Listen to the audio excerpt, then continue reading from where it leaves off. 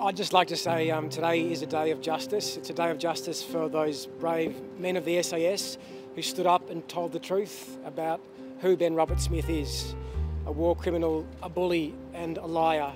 Today is a day of some small justice for the Afghan victims of Ben Roberts-Smith. Ali Jan was the man kicked off the cliff. Ali Jan was a father. Ali Jan was a husband. He has children who no longer have a father.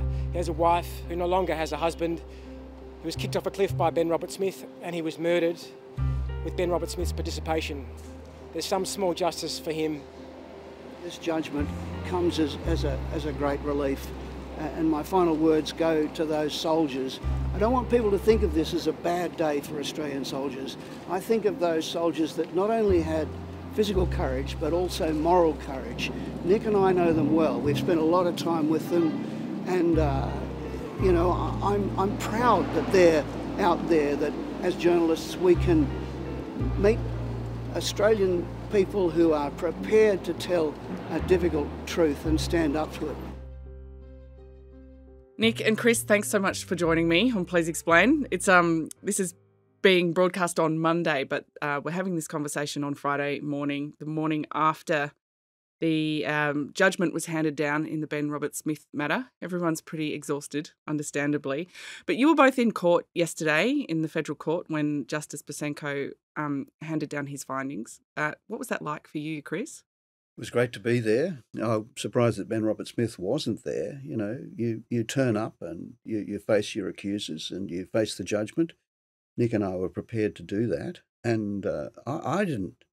I had a little bit of confidence, but I had some sort of base confidence on the evidence. I thought we'd run a really good case. But the courts are pretty tough on journalists and the news industry. So I couldn't say I was completely confident. It came as a great relief, I'm sure, to both of us.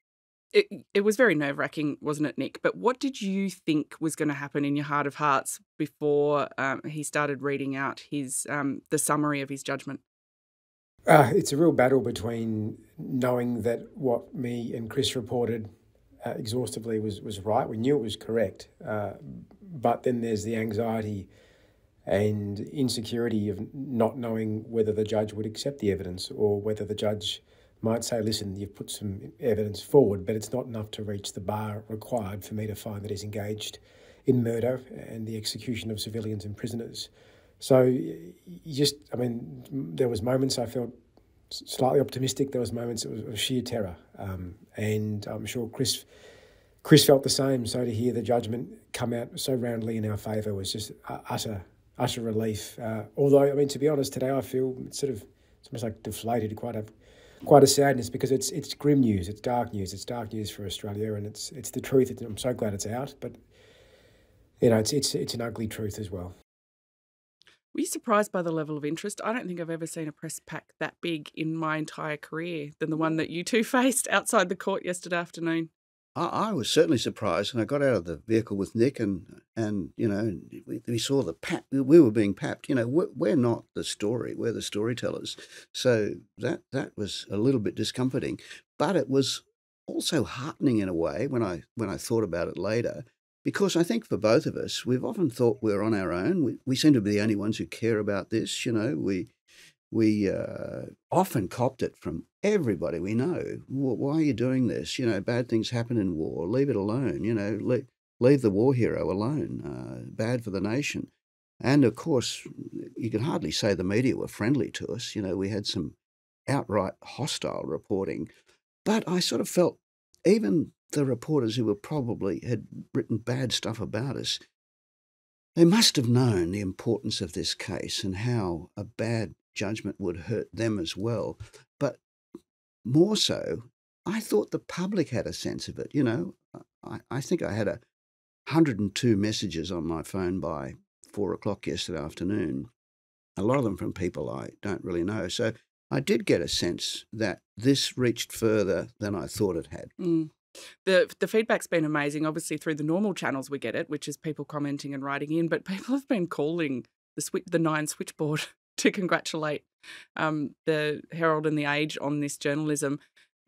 Nick, can I ask you, before we get into exactly what the judge found, can we go back to 2017 when you first started to look into Ben Roberts-Smith, you and Chris.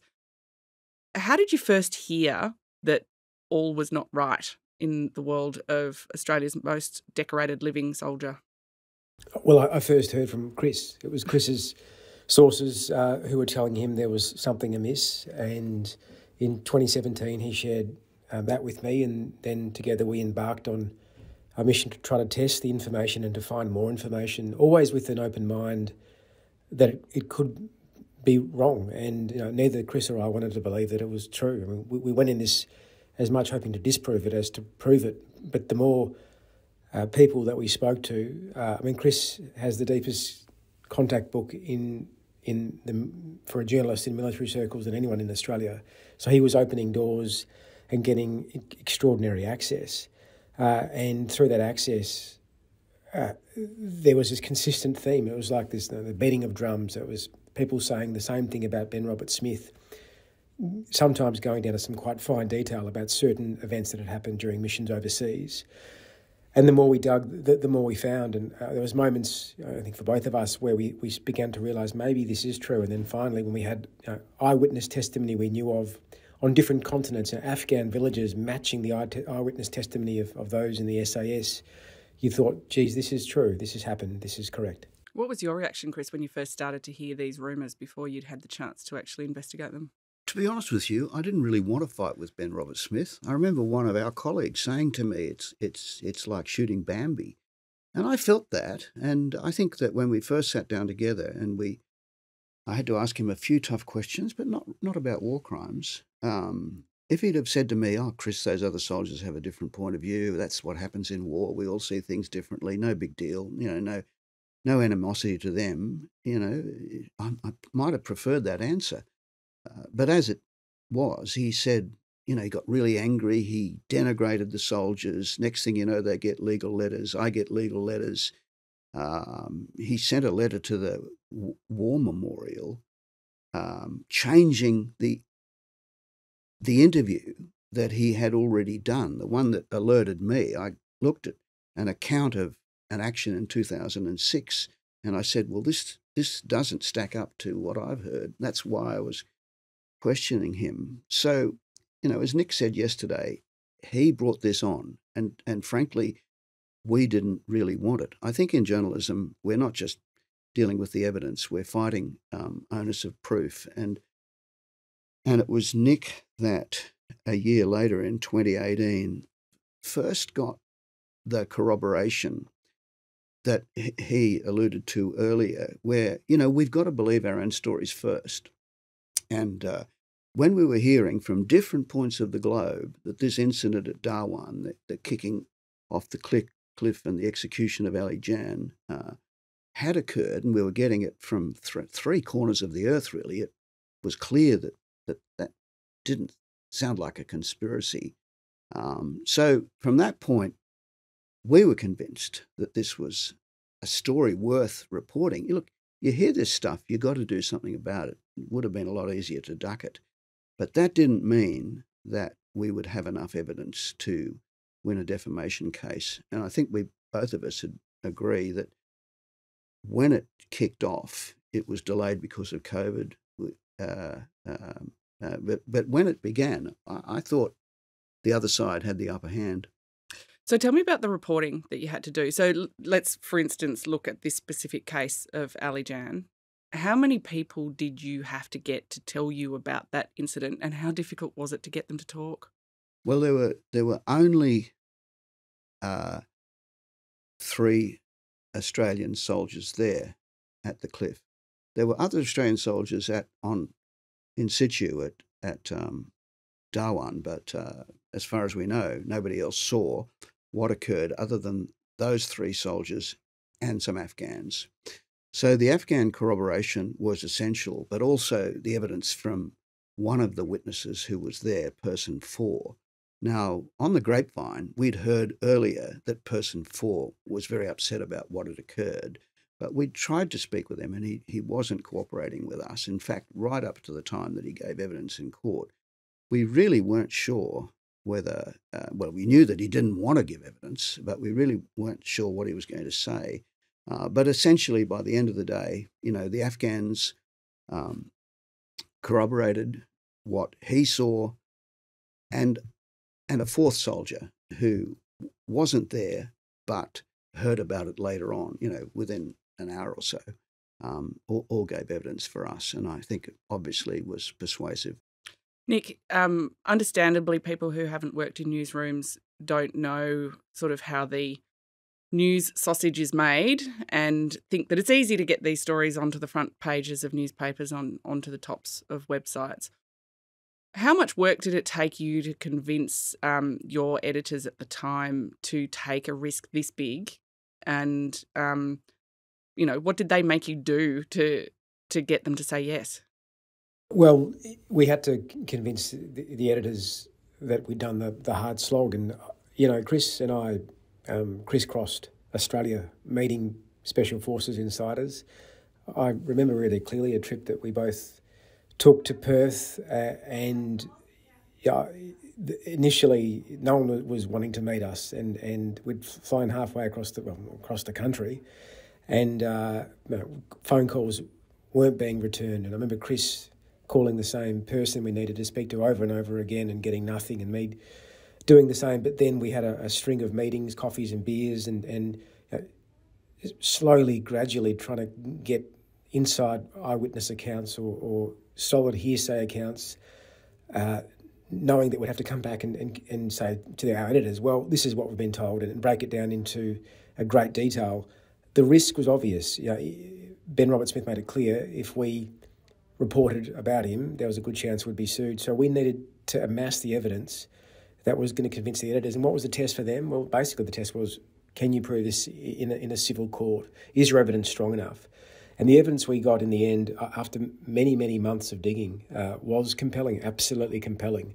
We can never go into it in any great detail to protect sources, but I remember Chris calling me once, this is after months of work, and he'd spoken to an SAS insider, and he got us this piece of information which was absolute dynamite. And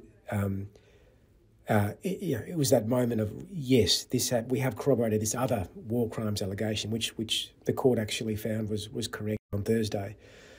So it was exhaustive, and then convincing the bosses was an exhaustive process in and of itself, as it should be. And in some respects, our hearts have been in our mouths the whole time. I think one thing both me and Chris want to say is we wouldn't be able to do this without those brave people in the SAS who stood up internally, despite the blowback and the risk to their own careers, and in the commandos, and said, no, we fight fair. We fight tough, but we fight fair. And to execute a civilian with his hands bound, kicking a bloke off a cliff, it's not what we do as Australian soldiers, and it shouldn't stand, it shouldn't be covered up, it needs to be dealt with. And the frustration of some in terms of trying to raise it internally in the military and not getting proper responses led people to have to reach to people like Chris Masters, who they trusted, and then ultimately it hits the papers, in the process of doing that led to great accountability. The Brereton inquiry flows on. We have AFP investigations ongoing. And ultimately, whether it's Ben Roberts-Smith or other soldiers, there will be more prosecutions in this country. And at the same time that you two were doing all this, having all these meetings and trying to convince people to talk, there was a counter operation being very well funded, wasn't there? I mean, Ben Roberts-Smith had the backing of billionaire owner of Seven, Kerry Stokes, who funded not just his lawyers, but also a misinformation campaign, essentially, didn't he? Well, Nick and I felt all the way that we weren't just fighting a court case, we were fighting a propaganda war. They had a media person in the court. One of our former colleagues was hired to, disassemble our work, to criticise us. And that's hard. I know the industry's competitive, and so it should be. But sometimes it felt like there were low blows being rained on us. I mean, that's an understatement, because the very first thing we did together was about some of the allegations in Chris's book about the Special Forces in Afghanistan. It was released in October 2017, and we extracted some of that information in a very carefully written article in The Age and the Sydney Morning Herald. And the next day he was on the front page of a rival newspaper accusing Chris of smearing the memories of dead soldiers. And it was an outrageous attack, and it was false.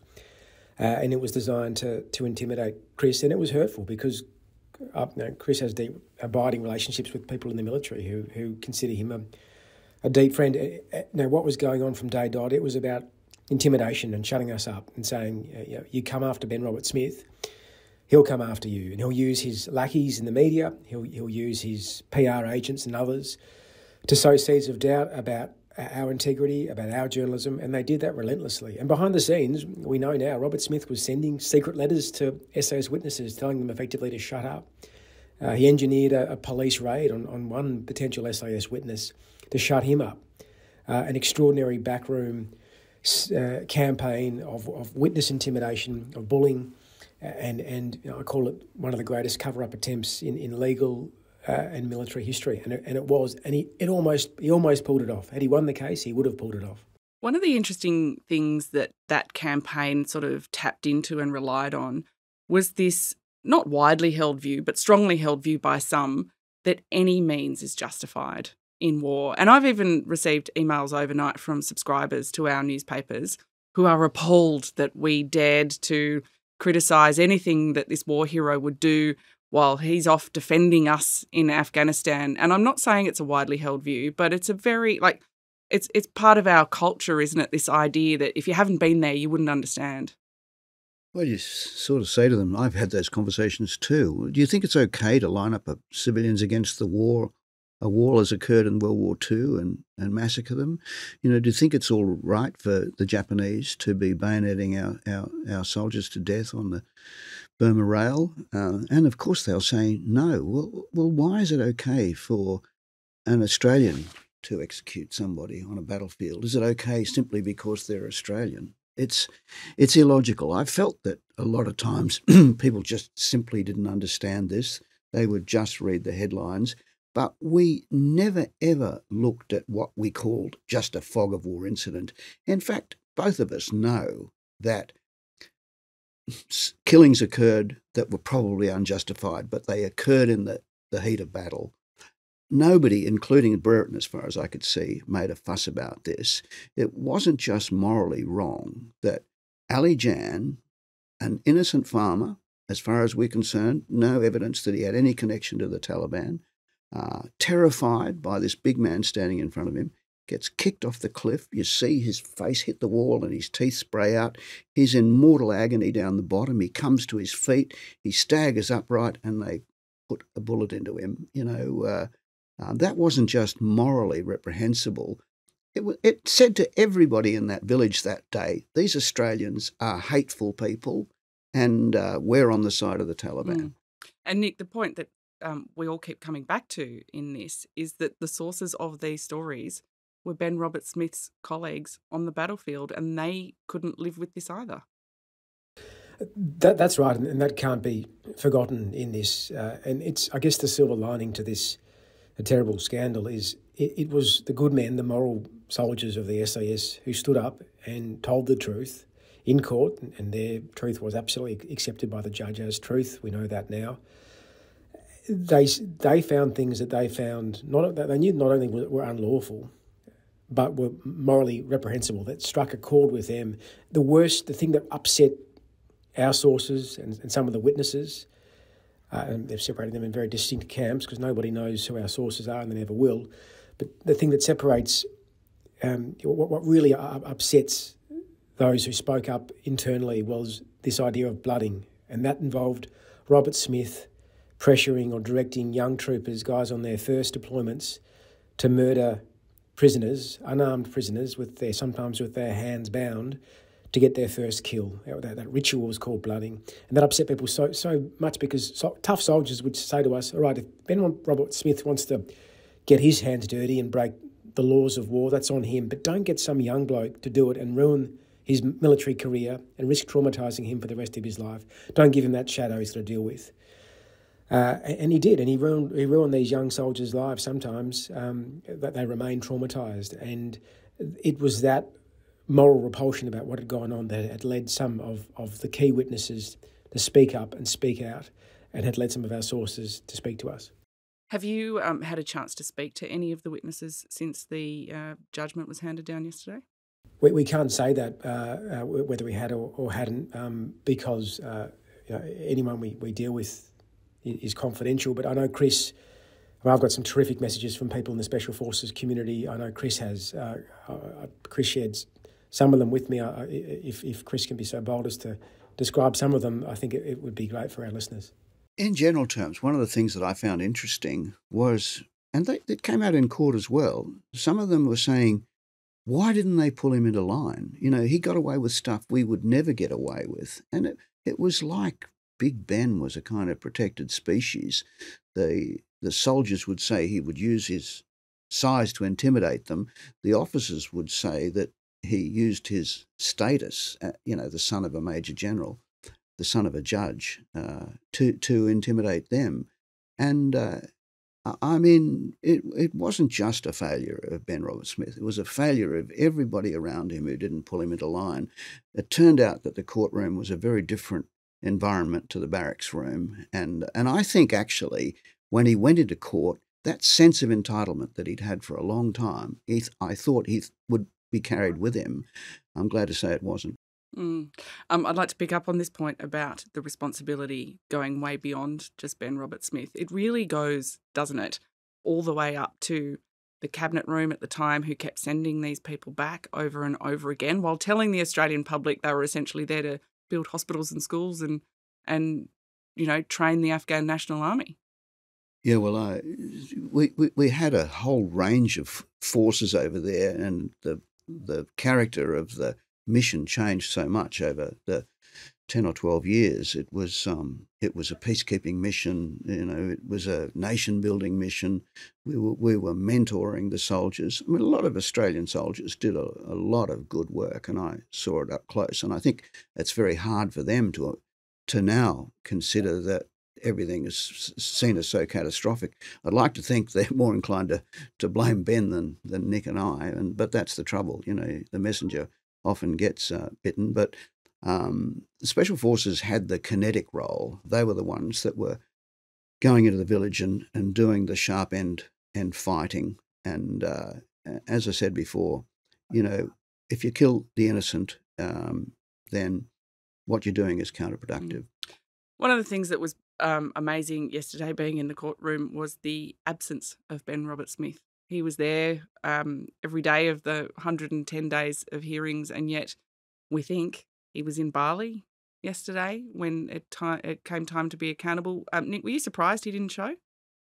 Yeah, I was surprised. Me and Chris believed it was our duty to show up, even that we knew it was possible we were going to lose, and both of us were crapping ourselves that we might lose, but we thought we have to face the music if we do, because we've been sued, we are the named defendants, and it's the right thing to do. Ben Roberts-Smith brought this court case, a court case none of us wanted to be part of, certainly none of the witnesses wanted to be part of, and yet he didn't come. He went to every day of the trial, but he didn't come to the judgment, and he was in Bali, and we saw him sunning himself next to a pool. And I think it was disrespectful to the court process. He should have been there to win, lose or draw, to see the end of the outcome that he started and that he launched. And ultimately, what does that say about him? I mean, I read somewhere it suggested that the legal process he thought he could pervert or corrupt to suit or to meet his desire for this cover-up. Once he realised that wasn't going to work, he didn't want to be part of it, so he didn't show up. And I think that's probably a pretty just characterisation. It's almost impossible to answer this question with any certainty, but what could be next? I mean, there could be criminal charges laid. Yes, well, we know that the Office of the Special Investigator has emerged from the Brereton inquiry and is now looking for evidence that would lead to a prosecution. One SAS soldier, not one that was involved in our work, has already been charged. So we don't know that there'll be more. In journalism, you finish what you start, and I have a feeling that this has got a long way to play out. And are you going to keep working on this story, Nick? I mean, what's next for you as far as your journalism goes? I think both me and Chris probably need to take a bit of a break. But I'd endorse that.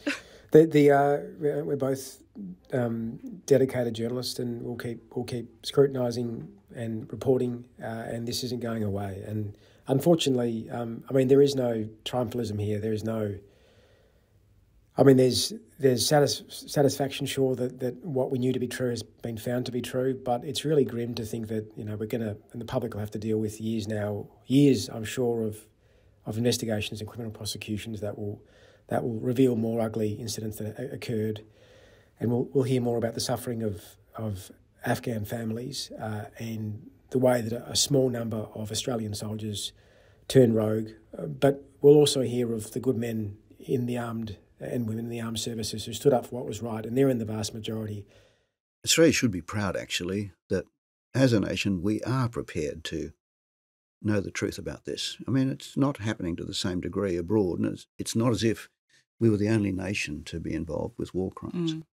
And then just finally, there is a profound impact from this result on our ability to keep doing public interest journalism, because to lose in this matter would have put a serious clamp, really, on what kind of things can be published. But really, this shows that we have to continue asking these questions that no one else wants to ask and that a lot of people don't want answered. Yes, well, you'd like to think that it inspires good investigative journalism. Fortunately, the outcome is encouraging, but it is still hard and it is still expensive. Well, thank you to both of you. I know you're both exhausted, so I'm grateful for spending the time, but I'm also grateful for the reporting that you did and the fact that you persisted through the last 7 years, and I'm glad it was worth it. Thanks, Tory. Thank you.